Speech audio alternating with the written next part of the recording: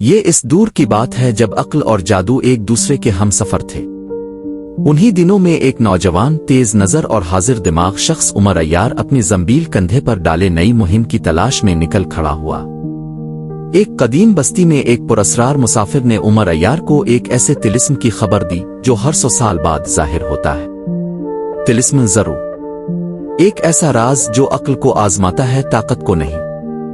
کئی دنوں کے سفر کے بعد عمر ایک ایسے میدان میں پہنچا جہاں زمین سونے کی طرح چمک رہی تھی اور فضا میں کسی اندیکھی طاقت کی موجودگی محسوس ہو رہی تھی۔ اچانک زمین لرزنے لگی اور ایک عظیم الشان دروازہ نمودار ہوا۔ سنہری حروف میں لکھا تھا، یہاں صرف عقل مند داخل ہو سکتا ہے، طاقتور نہیں۔ دروازے کے سامنے 3 پتھر رکھے تھے، ہر ایک پر ایک سوال کندہ تھا۔ عمر نے لمحہ بھر سوچا اور صحیح ترتیب میں پتھروں کو دبایا۔ دروازہ کھل چکا تھا۔ اندر داخل ہوتے ہی عمر ایک حسین باغ میں پہنچا۔ پھول مہک رہے تھے، نہریں بہہ رہی تھیں اور ایک خوبصورت پری اسے آرام کی دعوت دے رہی تھی۔ مگر عمر عیار فریب کو پہچانتا تھا۔ اس نے آئینہ نکالا اور سچ سامنے آ گیا۔ حسن کا لبادہ اوڑے وہ پری دراصل ایک خوفناک چڑیل تھی۔ آگے ایک لوہے کی پل پر 2 آہن کھڑا تھا۔ اس کی آواز گرجدار تھی اور آنکھیں آگ کی مانند دہک رہی تھیں۔